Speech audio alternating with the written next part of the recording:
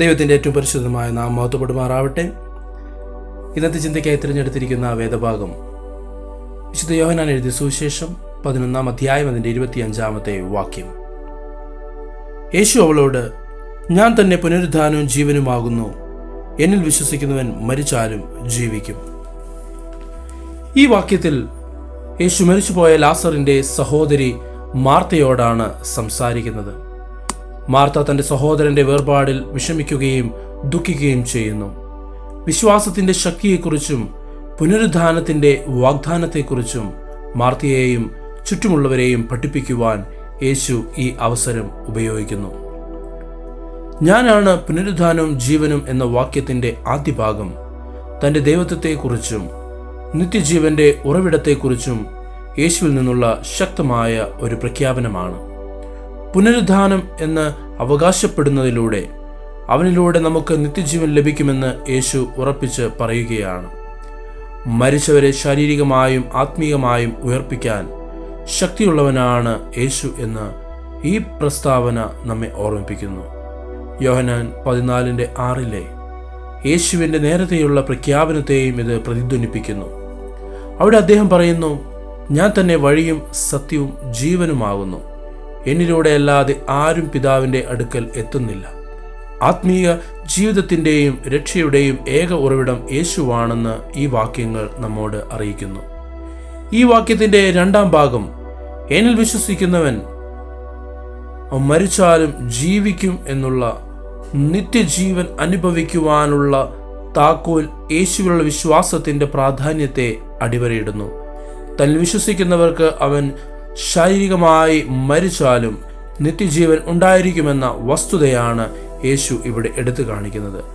ശാരീരിക മരണത്തിൽ പ്രത്യാശയും ആശ്വാസവും നൽകുന്നതിനാൽ വിശ്വാസികൾക്ക് ഇത് അഗാധമായ ഒരു ഉറപ്പാണ്.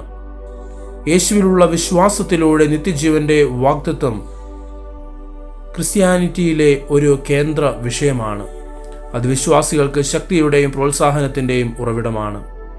ഈ വാക്യത്തിൻ്റെ സന്ദർഭവും ശ്രദ്ധേയമാണ്.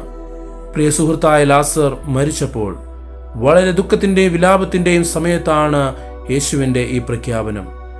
പുനരുദ്ധാനവും ജീവനുമെന്ന് സ്വയം പ്രഖ്യാപിച്ചുകൊണ്ട് മരണത്തിന്മേലുള്ള തൻ്റെ ശക്തിയും മരിച്ചവരെ ജീവിപ്പിക്കാനുള്ള തൻ്റെ കഴിവും യേശു ഇവിടെ പ്രകടമാക്കുകയാണ്.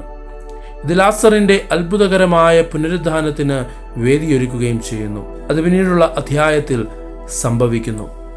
ലാസറിനെ മരിച്ചവരിൽ നിന്ന് ഉയർപ്പിക്കാനുള്ള യേശുവിൻ്റെ കഴിവ് പുനരുദ്ധാനം എന്ന തൻ്റെ അവകാശവാദത്തിൻ്റെ മൂർത്തമായ പ്രകടനമായി നിലനിൽക്കുകയും ഈ അത്ഭുത സംഭവത്തിന് സാക്ഷ്യം വഹിക്കുന്നവരുടെ വിശ്വാസത്തെ ഉറപ്പിക്കുകയും ചെയ്യുന്നു.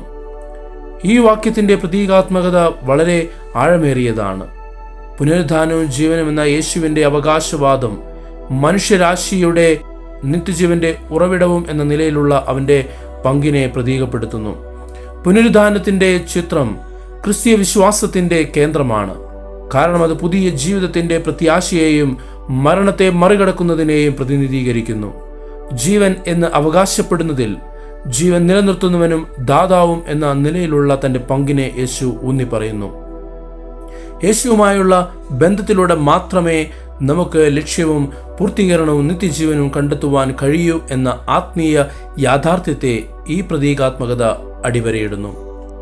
യോഹന്നാൻ 11:25 നിത്യജീവന്റെ സ്വഭാവത്തെക്കുറിച്ചും അവനിലുള്ള വിശ്വാസത്തിന്റെ പ്രാധാന്യത്തെക്കുറിച്ചും യേശുവിൽ നിന്നുള്ള ശക്തവും ഗഹനവുമായ ഒരു പ്രസ്താവനയാണ്.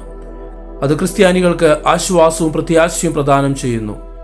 യേശുവിലുള്ള വിശ്വാസത്തിലൂടെ അവർക്ക് പുനരുദ്ധാനത്തിൻ്റെയും നിത്യജീവന്റെയും വാഗ്ദത്തം അനുഭവിക്കുവാൻ കഴിയുമെന്ന് അവരെ ഓർമ്മിപ്പിക്കുന്നു. ഈ വാക്യം മരണത്തിന്മേലുള്ള യേശുവിൻ്റെ ദിവ്യശക്തിയെ ഉയർത്തിക്കാട്ടുകയും ജീവന്റെ രക്ഷകനും ദാതാവും എന്ന നിലയിലുള്ള അദ്ദേഹത്തിൻ്റെ പങ്കിനെ ഓർമ്മിപ്പിക്കുകയും ചെയ്യുന്നു. വിശ്വാസികൾ ഈ വാക്യത്തെക്കുറിച്ച് ചിന്തിക്കുമ്പോൾ യഥാർത്ഥ ജീവിതത്തിൻ്റെ ഉറവിടമായും നിത്യരക്ഷയിലേക്കുള്ള പാതയായും യേശുവിൽ വിശ്വാസം അർപ്പിക്കുവാൻ അവരെ പ്രോത്സാഹിപ്പിക്കുകയും ചെയ്യുന്നു. ഈ വചനങ്ങളിലൂടെ ദൈവം നിങ്ങളെ ഓരോരുത്തരെയും അനുഗ്രഹിക്കുമാറാവട്ടെ. ആമേൻ.